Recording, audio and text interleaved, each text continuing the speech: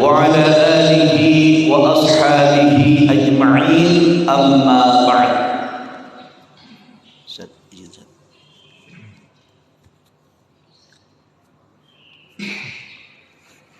فقال الله سبحانه وتعالى في كتابه العظيم: أعوذ بالله من الشيطان الرجيم، بسم الله الرحمن الرحيم. إنا أعطيناك الكوثر فصل لربك وانحر. Sadaqallahul aliyyul azim. Saudara sekalian, jamaah salat subuh, jamaah subuh apa namanya? Berkah. Jadi yang salat subuh insyaallah Berkah. Memang ada 2 rakaat qabliyah subuh di dalam hadis Nabi itu dikatakan lebih baik daripada dunia dan seisinya. Jadi kalau Bapak melaksanakan sholat subuh, itu yang namanya orang-orang yang kagak sholat subuh kalah sama Bapak. Bapak lebih berkah, lebih banyak rezekinya dari Allah Subhanahu wa taala. Amin. Amin. Saudara sekalian, pertama-tama saya mengajak kita, marilah kita bersyukur kepada Allah Subhanahu wa taala. Limpahan rahmat, limpahan karunia yang Allah berikan kepada kita, sehingga sampai saat ini kita masih berada di alam dunia, kita masih diberikan kesempatan oleh Allah untuk melaksanakan kebaikan demi kebaikan. Kita sekarang berada di masjid yang Allah cintai ini. Insya Allah hadirnya kita di sini termasuk menjadi pahala yang paling besar dan Allah mendatangkan ridho kepada kita semuanya. Amin. Amin. Salawat dan salam kita sampaikan kepada Rasulullah sallallahu alaihi wasallam dengan kita mengucapkan Allahumma shalli ala sayyidina Muhammad wa ala ali sayyidina Muhammad. Seraya kita bersolawat kepada Rasul dan kita berharap kepada Rasul, pada Allah Subhanahu wa taala, agar kita diizinkan untuk mendapatkan syafaatul uzma dari Rasulullah sallallahu alaihi wasallam. Amin ya rabbal alamin. Amin. Jemaah sekalian yang berbahagia, ini speakernya jangan makin teriak.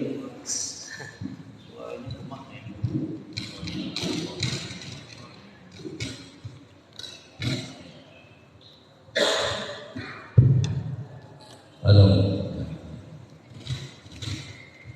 Jemaah sekalian yang berbahagia, saya mau tanya Pak Saudara, ini kita sekarang berada di bulan apa namanya Pak Saudara ini? Dzulqa'dah. Nah, pintar. Berarti udah hebat Pak Saudara. Ada yang jawab bulan Juni apa? Nggak ada ya?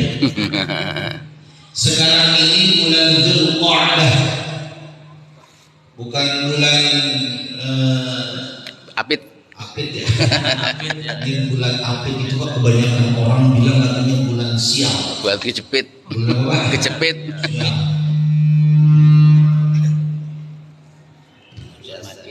Kalau ngaji emang bikin gini Pak ya. Kalau ngaji, kalau dangdutan kayak apa? Jemaah sekalian yang berbahagia Pak. Jadi kalau saya tanya ini bulan Dzulqa'dah, maka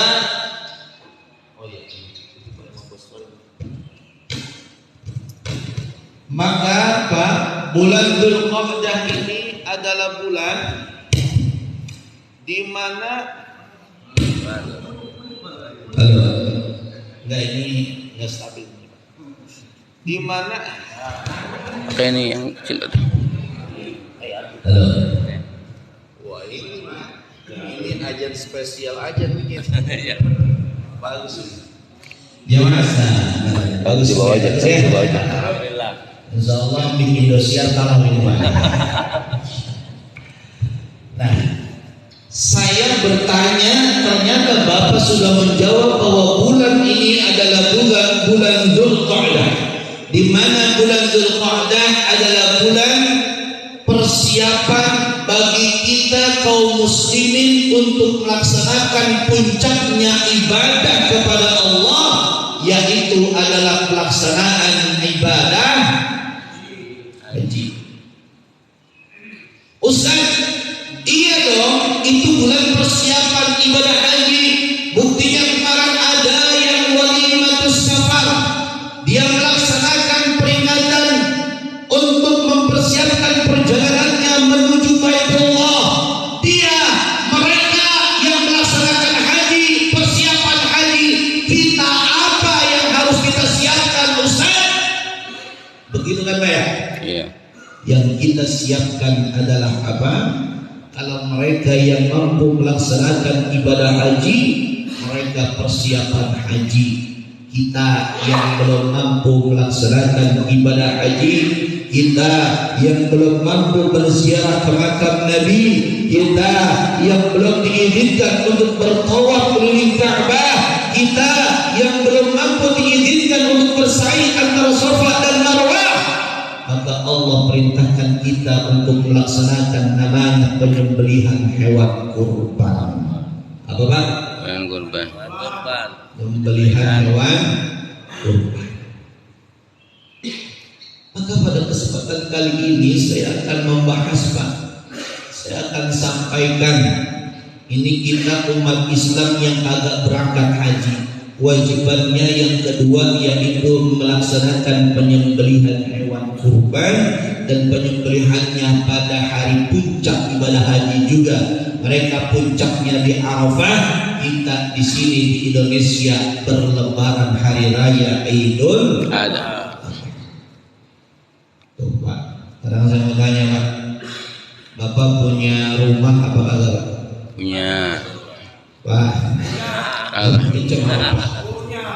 Takut banget. Punya rumah apa kagak Pak? Punya apa lagi? Mobil. Punya mobil apa kagak Pak? Punya motor apa kagak Pak? Sekarang saya mau tanya Pak, harga kambing lebih murah kambing apa rumah? Kambing. Rumah nyicil. Kencang ya rumah itu.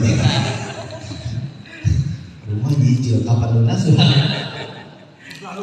Udah lunas.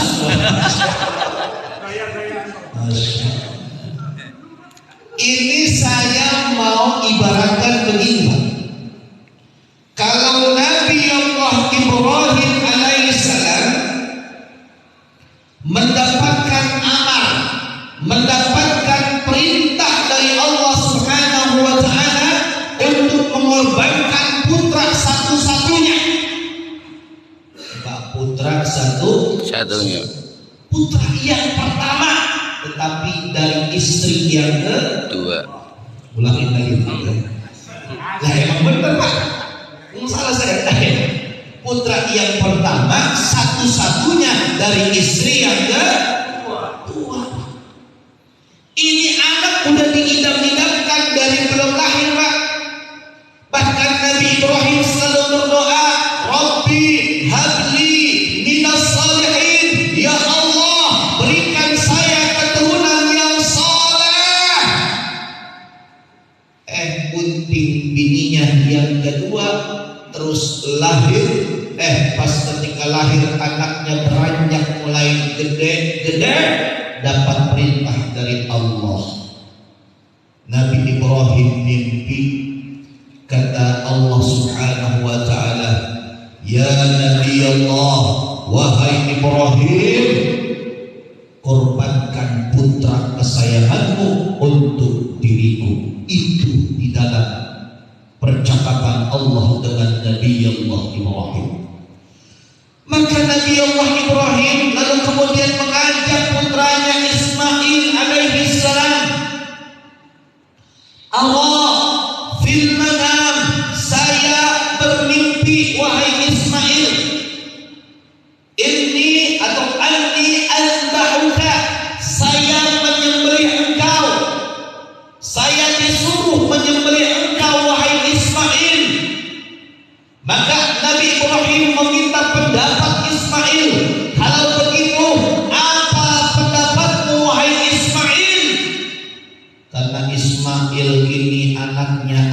yang saleh ketika mau disembelih atas perintah Allah, kira-kira Nabi Ismail mau apa kagak? Mau apa kagak? Mau Pak Nabi Ismail. Coba yang disembelihnya anak sekarang Pak. Kira-kira gimana Pak? Paham. Lari apa main bola itu Pak? Bisa bapak kurang ajar nih Pak. Anak mau disembelih. Ternyata memang Pak beda karakter zaman sekarang sama karakter zaman dulu anak-anaknya. Zaman dulu kalau kata itu perintah Allah, meskipun kagak masuk akal, dijalanin Pak sama orang-orang dulu. Akhirnya apa Pak? Kata Ismail, ya abati if'al ma tu'mar satajiduni insyaallah minas sabirin. Kata Ismail, wahai bapakku, kalau kau memang mendapatkan perintah untuk berkorban, untuk mengorbankan diriku karena Allah, laksanakanlah wahai bapakku. Insya Allah nanti di akhirat engkau mendapatkan aku termasuk orang-orang yang sabar. Tuh. Makanya itu Ibrahim mengorbankan putranya Ismail, dan karena itu dilaksanakan dengan ikhlas, Allah kemudian menggantikan Ismail dengan seekor kambing. Seekor kambing. Ismail selamat dan yang dikorbankan seekor kambing. Itulah ujian namanya Pak. Tidak mungkin Allah tidak sayang kepada nabinya, karena dia telah melaksanakan perintahnya, maka Allah gantikan dengan seekor kambing. Masya Allah. Tuh Pak. Jadi sekarang kalau misalkan kita punya rumah tapi nggak punya hewan kurban, malu apa enggak? Lah, jawab itu orangnya. Jadi sekarang kalau kita punya rumah nggak punya hewan kurban, malu apa enggak? Begitu apa jawabnya? Jangan pakai alasan rumah pakai kain bisa. Nah, ente lihat kisah Nabi Ibrahim sama Ismail, anak saya nanti motor tapi Allah gantikan. Benar atau benar? Betul. Sekarang saya mau tanya lagi. Ente punya rumah tapi nggak punya hewan kurban, malu atau enggak? Ente punya mobil tapi ente nggak punya hewan kurban, malu atau enggak? Ente punya motor cakep tapi nggak punya hewan kurban, malu atau enggak? Malu Pak, kita ada hadapan Allah, malu luar biasa. Maka apa? Saya minimal insya Allah cukup waktu ini. Karena jam berapa? Jam setengah kurang 10. Saya akan sampaikan minimal 5. Alasannya kenapa kita harus berkurban, kenapa kita wajib berkurban. Alasannya ini kebanyakan Ustaz menyatakan bahwa kurban itu kan pahalanya sunnah, hukumnya sunnah. Iya emang sunnah, tapi sunnah jangan digampangin dong. Benar apa benar? Tapi sunnah jangan dicuekin dong. Iya benar. Maka kalau misalkan perkara sunnah hanya sunnah muakkad, Rasul tidak pernah meninggalkan hal yang sunnah, karena Rasul itu menjadi wajib bagi dirinya. Saya ulangi Pak, Rasul itu menjadi wajib bagi dirinya, sedangkan bagi diri kita adalah sunnah. Saya ulangi nih Pak nih, contohnya sholat. Kita yang wajib 5 waktu Pak sholatnya. Benar apa benar Pak? Zuhur, asar, maghrib, isya, subuh. Zuhur dikerjain, asar dikerjain, maghrib dikerjain, isya dikerjain, subuh kadang-kadang. Lepas. Ya, betul kan? Ya. Nah ini aja jamaahnya sendiri, iya kan? Lah kan kakaknya banyak ini, iya kan? Masjid aku dah kagak perlu bisa sholat subuh. Malu gak kita sama Allah? Cuma 5 waktu Pak, 5 waktu. Apa kali juga dikerjain? Masya Allah. Cuma 2 rakaat Pak sholat subuh, kagak mau juga kerjain Pak. Kira-kira orang yang sholat subuh sama Beda. Sama atau beda? Beda. Insya Allah ini umurnya berpanjang semuanya. Insya Allah ahli surga semuanya. Apalagi ini cahayanya terang. Kayaknya Kepala. selalu dibasuh dengan air aqua. Ya benar ya, ada aqua ya. Jamaah sekalian yang berbahagia. Makanya nih Pak, ya kalau kita sekarang nih Pak, sekarang kita nih tahu Pak kewajiban kita yang cuma 5 waktu, Rasulullah itu Pak sunnahnya menjadi wajib bagi dirinya. Contoh Pak, Rasulullah suatu saat itu melaksanakan habis sholat asar, sholat sunnah di rumahnya. Aisyah, kalau salah Aisyah istrinya itu protes, ya Rasul, bukankah engkau tidak membolehkan kami untuk melaksanakan sholat sunnah setelah sholat asar? Benar nggak Pak? Iya. Kan nggak ada tuh sholat sunnah ba'diyah asar. Ada nggak? Nggak ada. Kenapa engkau ya Rasulullah? Saya bukan melaksanakan sholat sunnah ba'diyah asar, tetapi saya melaksanakan sholat sunnah ba'diyah zuhur. Berarti sholat sunnah itu bisa diqadha. Saya ulangin Pak, sholat sunnah bisa diqadha. Rasul melaksanakan sholat sunnah ba'diyah zuhur, tapi dilaksanakan ba'diyah asar. Kenapa? Ketika beliau melaksanakan mau sholat ba'diyah asar, ba'diyah zuhur, ada tamu yang harus dijamu oleh Rasulullah SAW. Wajib Pak, sholat sunnah bagi Rasul wajib. Lah kita cuma 5 waktu doang Pak, agak kelar-kelar urusan kita Pak. Johor kadang kerepotan, Iya. asar kadang kecapean, gitu ya. Maghrib apa? Di perjalanan, isya capean, subuh Ketiduran. orang janda. Saya bilang orang janda. Ini tapi masih bagus Pak, ini masih bagus di perumahan segini yang sholat subuh. Coba kalau di kampung-kampung Pak, banyakkan mana perumahan apa kampung? Woi, perumahan dan perumahan Mas RT yang ngomong yang teriak pada bangun semua. Woi bangun subuh, begitu. Apalagi kalau RW-nya bangun semua keliling kampung, ada sholat itu. Satu gang, woi nomor 2. Tahu. Ustaz, gua capek Ustaz. Ya Mas, sekalian berbahagia. 5 alasan yang mewajibkan kita untuk berkorban. Yang pertama, saya mengutip di Al-Quran di dalam ayat Allah Subhanahu wa Ta'ala, di dalam juz yang ke-13 surah yang ke-14 yaitu surah Ibrahim. Pak, surahnya surah apa? Ibrahim. Pada ayatnya ayat yang ke-34 atau tepatnya pada halaman 260 pada mushaf Utsmaniyah. Bapak ingat ini Pak, Bapak catat baik-baik Pak. Bawa catat apa kagak Bapak? Enggak. Jujur. Ingat dan kagak nantinya Pak? Agak bakalan deh. Orang di sini kita ditanya berapa menit lupa. Nih Pak, di dalam ayat ini Allah seakan-akan menantang kepada kita. Allah seakan-akan kagak percaya sama kita kalau kita termasuk orang-orang yang tidak pernah bersyukur kepada Allah Subhanahu wa Ta'ala. Buktinya apa? Banyak orang-orang yang tahu perintah Allah tapi enggan melaksanakan perintah Allah. Banyak orang-orang yang kaya, banyak hartanya tapi ogah melaksanakan ibadah haji ke Baitullah. Betul? Betul.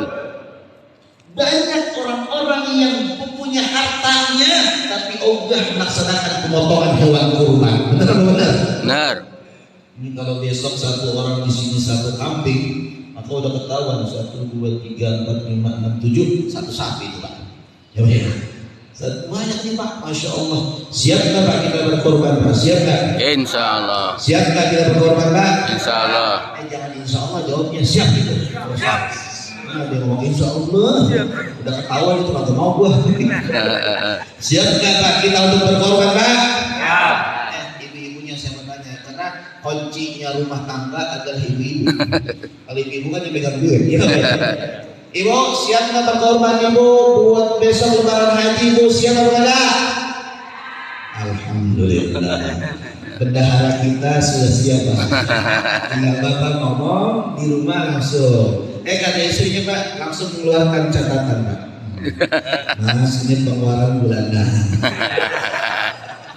Setor rumah, setor mobil, setor motor, bayaran anak, sisanya tinggal 500.000. Masya Allah. Jadi nggak korban? Jadi nggak korban? Jadi. Tapi mas kan punya handphone bagus tuh ya. Masya Allah. Artinya gini lah, kalau kita hitung-hitungan sama Allah, nggak ada apa-apanya kita. Kalau kita mau menghitung nikmat yang Allah berikan kepada kita, tidak akan mampu kita untuk menghitungnya. Saking begitu banyaknya yang Allah berikan kepada kita nikmatnya, kita nggak akan mampu untuk menghitungnya Pak. Meskipun cuma satu nikmat yang kita hitung. Apa contohnya? Nikmat mata aja, mata. Bapak kalau matanya pijat Allah. Kira-kira Bapak beli bola mata itu nilainya 1 juta dapat berapa? 2 juta dapat berapa? 3 juta dapat berapa? 4 juta dapat berapa? 5 juta dapat berapa? Kagak dapat, itu bisa ratusan juta bahkan miliaran harganya cuma satu mata. Terus seandainya Bapak sekarang dicampur nikmat matanya sama Allah Subhanahu wa taala.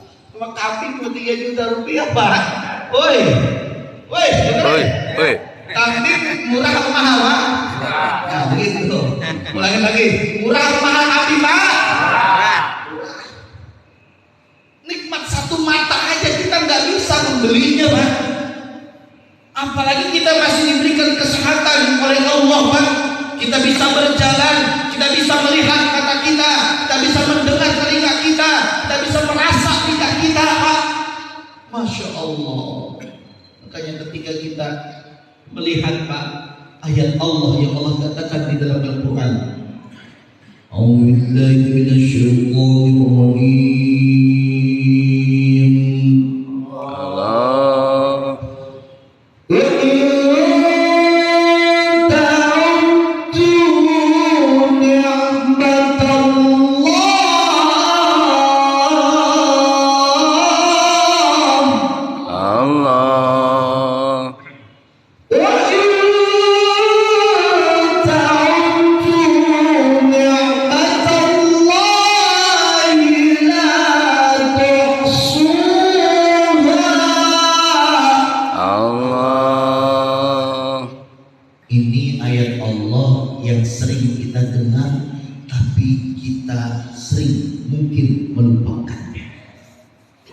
Allah Subhanahu wa taala, hamba-hambaku, jika kamu mau menghitung nikmat yang aku berikan kepada kamu, jika kamu mau hitung-hitungan nikmat aku yang aku berikan kepada kamu, kata Allah, la tuhsuha, kamu gak akan mampu menghitungnya, kamu gak akan mampu menguraikannya.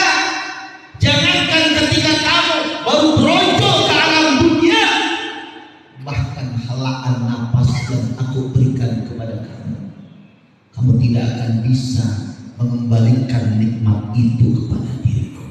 Kamu tidak akan bisa membalas itu kepada diriku. Aku tahu betapa kurang ibadahmu kepadaku. Aku tahu betapa engkau tidak pernah konsen kepada diriku. Maka besok Pak, 10, 11, 12, 13 Zulhijjah, kita harus bersyukur kepada Allah. Dan orang yang bersyukur insya Allah akan ditambahkan nikmatnya oleh Allah Subhanahu wa taala. Amin. Orang yang bersyukur kepada Allah insya Allah ditambahkan nikmatnya oleh Allah Subhanahu wa taala. Amin. Coba, itu yang pertama. Yang pertama apa? Yang pertama kita harus bersyukur kepada Allah. Sebab nikmatnya yang Allah berikan kepada kita terlalu banyak. Maka salah satu untuk membalas nikmat Allah yang begitu besar yaitu kita dengan berkorban. Yang kedua, Pak, kenapa kita harus melaksanakan penyembelihan hewan kurban? Yang keduanya adalah bahwa ajaran kurban, bahwa yang namanya penyembelihan kurban, syariat yang pernah dilakukan oleh Nabi Allah yang mulia, kekasih Allah Subhanahu wa taala, yang agamanya lurus sampai hari ini tidak pernah dikotori oleh siapapun, yaitu Nabi Allah Ibrahim alaihi. Nabi Ibrahim itu kakek buyutnya daripada Nabi Muhammad sallallahu alaihi wasallam. Kita Nabi Muhammad itu dari jalurnya jalur Ismail. Kalau orang sebelah, tetangga kita, saudara kita, Pak, itu dari jalur yang Ishak. Apa, Pak? Ishak. Karena ada istrinya dua, Ibrahim dan Ismail. Ada yang melahirkan Ismail, istri yang keduanya, istri yang pertamanya yaitu adalah Ismail. Nah, Allah katakan begini, Pak, di dalam Al-Quran. Qul bal millata Ibrahim hanifah wa ma kana minal musyrikin. Kata Allah Subhanahu wa taala menyatakan bahwa katakanlah bahwa Nabi Allah Ibrahim itu tidaklah pernah melakukan kesyirikan. Maka Nabi Allah Ibrahim agamanya adalah agama yang hanif, agama yang lurus, agama Islam, sampai kemudian datangnya Nabi kita Nabi Muhammad sallallahu alaihi wasallam. Hal itu dijelaskan oleh Allah di dalam ayatnya, yaitu di dalam juz yang pertama, surah yang kedua, yaitu surah Al-Baqarah. Pada ayatnya, kalau tidak salah ayat yang ke-135 atau tepatnya pada halaman 21 pada Mushaf Utsmani. Itu ayatnya. Dua alasan kita untuk kemudian harus melaksanakan kurban. Alasan yang ketiga, Pak. Alasan yang ketiga tidak lain tidak bukan yang namanya kurban untuk kita tarikum minat dunia, untuk kita membuktikan bahwa kita nanti akan meninggalkan dunia ini. Benar Pak? Benar. Maksudnya apa? Ini persiapan akhirat, Pak. Di dalam satu riwayat, nanti kuda atau kendaraan kita di akhirat itu adalah apanya, Pak? Hewan kurban yang kita potong di dunia, Pak. Dalam satu riwayat, meskipun ada yang mengatakan bahwa ini adalah lemah keterangannya, ya, tapi untuk memotivasi diri kita ini tidak masalah, Pak, sebenarnya. Artinya kalau misalkan kambingnya kuntet, Pak, kira-kira itu cepat apa Pak larinya? Kalau kambingnya gagah, gede, tinggi, cepat apa kalau Pak larinya? Kalau sapi kalau bertujuh. nyari apa hewan kurban, jangan nyari yang paling murah, Pak. Nyarinya yang paling mahal supaya nanti kalau kita tunggangin kencang larinya, Pak. Benar Pak? Yang bertujuh. Ya, ada keterangan dalam satu kitab namanya kitab Zahratul Riyal. Apa namanya, Pak? Zahratul Riyal. Kitab ini menerangkan dialog, Pak, dialog Nabi Daud alaihi salam dialog dengan Allah Subhanahu wa taala. Kata Nabi Daud kepada Allah, "Ya Allah, saya mau bertanya kepada Engkau ya Allah. Pahala apa yang Engkau berikan kepada umat Muhammad ketika mereka menyembelih hewan kurban ya Allah? Pahala apa, balasan apa yang Kau berikan kepada umat Muhammad ketika dia menyembelih hewan kurban ya Allah?" Ini Nabi Daud kepo Pak. Karena Nabi Daud ini termasuk yang apa ya, umatnya nggak banyak. Yang paling banyak umatnya Nabi, umatnya siapa? Nggak bisa. Umatnya Nabi Muhammad. Kita ini umat yang paling banyak. Ya Nabi Nuh dikit umatnya. Bahkan cuma satu perahu doang Pak akhirnya. Ya kan? Perahu doang. Itu juga perahu terdiri dari manusia, dari binatang-binatang Pak. Itu yang tinggal sisa. Lah kita umat Muhammad bejibun Pak. Tapi memang kualitasnya beda. Kalau umat dahulu umatnya sedikit tapi imannya mantap kuat Pak. Kalau umat sekarang umatnya banyak imannya. Kalau misalkan umat terdahulu Pak dikasih Indomie kagak bergoyang Pak, imannya kagak goyang. Tapi kalau orang kita Pak perut lapar, hidup miskin, dikasih Indomie, disuruh pindah agama, ada nggak yang mau gitu Pak? Makanya banyak orang-orang yang kemudian pindah dari surga kepada neraka. Padahal dia tahu Pak yang benar adalah kita, tapi karena urusan perut, maka dia kemudian pindah dari surga ke neraka. Na'udzubillahi min dzalik. Jadi yang namanya kita akan meninggal dunia, buktinya apa? Kita harus mempersiapkan kematian kita, kita harus mempersiapkan akhirat kita dengan kita melakukan 3 cinta kepada dunia. Karena orang yang mudah berkorban, dia cinta sama dunia. Benar-benar. Sedangkan orang yang berkorban, dia tidak cinta sama dunia, tapi cinta sama akhirat. Karena hidup yang kekal bukan di dunia, tapi hidup yang kekal adalah di akhirat. Betul. Kadang-kadang kita terlalu cinta sama dunia Pak. Cinta sama dunia. Gara-gara istri korban kagak jadi Pak. Mak, kita korbannya besok ya. Sekarang dapat arisan itu 5 juta. Pak, itu korban gara-gara bini kagak jadi. Ya Pak kan rencananya mau jalan-jalan. Pilih jalan-jalan sama korban Pak.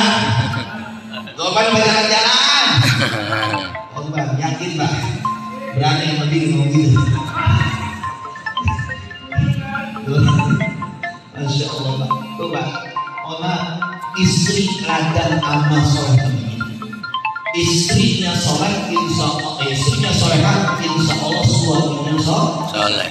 Artinya Bapak, kalau Bapak ingin berkurban, pasti istri akan mensupport Bapak ingin berkurban. Betul apa betul? Betul. Insya Allah. Maka Pak, mohon maaf, ini ada nasihat Pak dari Rasulullah SAW. Di dalam satu riwayatnya, Nabi SAW ditanya Pak tentang perihal perumpamaan dunia dan beliau. Kata sahabat begini Pak kepada Nabi SAW, "Ya Rasulullah, dunia ini seperti apa sih ya Rasulullah? Dibandingkan dengan akhirat ya Rasulullah. Kok orang-orang ini kok lebih cinta kayaknya sama dunia ya Rasulullah? Mereka menggunakan pakaian yang indah-indah saat mereka pergi kemana saja, tapi mereka tidak memperhatikan pakaian yang indah-indah ketika menghadap kepada Allah. Mereka dengan leluasa, kemudian mereka melaksanakan aktivitas dengan banyaknya waktu yang mereka habiskan, tetapi untuk ibadah mereka hanya sebentar ya Rasulullah." Benar apa benar Pak? Benar. Kalau nonton, kalau ngobrol sama teman itu 2 jam aja orang kerasa. Tapi di masjid baru setengah jam aja tuh kaki orang-orang udah pegel banget. Bener apa enggak Pak? Bener. Itu yang namanya tembok, Pak. Tembok, Pak. Itu masya Allah, Pak. Biasa enaknya disenderin, Pak. Padahal di rumah ada tembok agak pernah disenderin. Bener-bener, Pak. Iya, itu setan itu namanya, setan. Setan, kenapa itu setan, Pak? Setan itu menunjukkan kepada yang berlawanan dengan perintah Allah, Pak. Perintah itu seakan-akan kagak enak dibayarkan oleh setan kepada kita, sedangkan larangan Allah itu dibayarkan begitu indahnya untuk kita kerjakan. Itu gara-gara apa? Setan. Yang minder berarti Temennya. kita ngikutin setan tadi, Pak. Karena Allah mengatakan apa, Pak? Wala tattabi'u khutuwati syaitan. Jangan kau ikuti langkah-langkah setan. Kalau setan romannya ngaji enak bisa senderan. Ya kan, ya? Romannya ngaji kelamaan, gua pulang aja. Ada nggak yang terima? Baik-baik, jangan pulang lagi, awas ya. Saya nggak mau nyindir itu sebenarnya, Pak. Cuma ya ini materi saya, Pak. Saya begitu, Pak. Tuh, sahabat tanya, ya Rasul, kalau mereka begitu, emangnya seperti apa sih dunia ini ya Rasulullah? Kayaknya orang pada cinta sama dunia, kayaknya orang ogah meninggalkan dunia, kayaknya orang menolak satukan dunia ya Rasulullah. Bagaimana pendapatmu ya Rasulullah? Kalau Rasulullah SAW menjawab, Innama mathali wa mathali dunya, perumpamaan diriku dan perumpamaan dunia ini adalah apa? Kamathali rakib zalla tahta syajar, sebagaimana seorang pengendara yang kemudian berteduh di bawah pohon yang rindang, thumma roha wa tarakah, kemudian pengendara itu setelah panasnya hilang, lalu dia kemudian secepatnya pergi dan meninggalkan pohon tersebut. Artinya apa? Dunia ini cuma tempat istirahat sejenak, tempat berteduh sebentar dari dunia ini, Pak, nggak lama. Cuma disuguhkan sesuatu yang nikmat. Wah, kayaknya pohon itu adem tuh. Saya berteduh di pohon sono, tetap aja, Pak, yang namanya gerak-gerak enggak. Betul, Pak. Dunia itu begini, Pak. Dunia itu begini. Kelihatannya dunia ini enak, Pak. Kita jalanin ya biasa-biasa aja. Betul, Pak. Kemarin kayaknya belum nikah, kita pengen nikah. Pas nikah kayaknya enak, kita rumah tangga. Ya pas kita jalanin biasa apa enak banget, Pak. Biasa banget. Biasa aja rumah tangga. Iya, Pak. Kemarin pengen bininya dua, pas jalanin bininya dua, biasa apa enak aja, Pak. Biasa. Enak banget Ustaz. Biasa aja, Pak. Dunia ini cuma begini doang, Pak. Cuma diingin-ingin doang kita, Pak. Maka kata Rasulullah, karena memang hidup ini cuma sebentar, yang tahu adalah nanti di akhirat kelak. Kita bukan mempersiapkan dunia, tetapi yang kita persiapkan adalah Jadi mau tanya lagi nggak ke Bapak saya, Pak? Bapak punya rumah, Bapak? Tuh ya, kira-kira siap berkorban apa bisa? Siap. Ini udah siang ya, Pak ya. Udah 3 tuh, Pak. Udah berapa? Ini saja, Pak, yang bisa sampaikan. Kampanye oleh Pak. Karena saya hari ini ditunggu ada kegiatan, mudah-mudahan diselamatkan oleh Allah SWT. Amin Allah. Dilancarkan semuanya. Amin. Mudah-mudahan ini saja, Pak, yang harus saya sampaikan. Amin. Ada yang mau bertanya apa enggak, Pak? Ini 2 lagi saya PR, Pak, buat Bapak nanti insyaallah. Ustaz, saya carilah nanti 2 lagi. Cari aja Bapak. Saya senang, Pak, kalau tapi saya mau tutup dengan cerita Sayyidina Umar yang ingin menandingi kebaikannya Sayyidina Abu Bakar. Jadi kalau misalkan kita udah disampaikan kebaikan, kita tinggal berlomba-lomba, Pak. Kira-kira korban besok kambingnya gede dua apa gua? Nah, gitu. Karena saya bilang gitu, ya kan? Iya. Nah, iya, jangan mikirnya kemudian gua korban, maka jangan udah. Ini pasti udah korban semuanya nih, amin. Amin. Cuma tinggal masalah gede apa kecil. Kira-kira RW gede apa kecil RW-nya? Gede. Ini nggak bicara, tapi nggak punya. RW macamnya satu sapi ya. Bilang apa itu ya? Satu sapi lah, jangan kalah musola kecil saja. Saya di satu sapi udah dapat, tinggal nyari lagi nih. Ada ada jamaahnya satu sapi lagi kan gitu ya. Dalam satu riwayat Pak, Nabi Muhammad itu mengumumkan kepada para sahabatnya, wahai para sahabatku, kita mau melawan musuh Allah Subhanahu wa Ta'ala. Kita bukan hanya yang dibutuhkan tenaga, yang dibutuhkan bukan hanya pikiran, tapi yang dibutuhkan adalah dana. Maka saya umumkan, siapa yang ingin menitipkan hartanya di jalan Allah Subhanahu wa Ta'ala untuk membiayai peperangan ini, datang kepada saya dan berikan. Masya Allah, para sahabat semuanya pada ramai. Wah, ini kesempatan kita untuk berkorban kepada Allah Subhanahu wa Ta'ala. Ini kesempatan kita untuk membuktikan iman kita pada Allah Subhanahu wa Ta'ala. Oh, para sahabat pada ramai Pak. Wah, ada sahabat Umar agak pakai dia lama-lama pulang ke rumah, bilang sama bininya, "Malo, duit ada berapa?"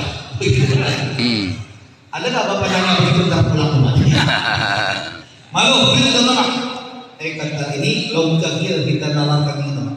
Kata bininya Umar, "Bang, duit kita ada 5 miliar. Duit kita ada 5 miliar ya lah, 5 miliar. 5 miliar. Oh 5 miliar. Malo, ini Nabi kita umat Islam mau menegakkan agama Allah, melawan musuh-musuh Allah. Karena musuh Allah itu menentang agamanya Allah Subhanahu wa Ta'ala. Duit kita yang 500 miliar kita sedekahkan semuanya. Setuju apa enggak? Bininya soleh Pak, bininya solehah. Kira-kira mau apa enggak Pak? Mau. 2,5 miliar diberikan kepada Allah, diberikan kepada Rasulullah SAW. Ya Rasul, saya bawa duit 2,5 miliar ini untuk perjuangan fisabilillah, jihad di jalan Allah. Dalam hati Umar, kayaknya gua doang sekarang yang paling hebat. Nggak taunya Pak, nggak taunya Abu Bakar. Umar datang di sampingnya itu ada seorang sahabat yang sudah tua Pak. Sahabat yang sudah rentang. Ini sahabat yang masuk Islamnya sudah tua. Beliau siapa Pak? Abu Bakar. Abu Bakar As-Siddiq. Datang Pak, ujuk-ujuk, engkau kenapa wahai Abu Bakar?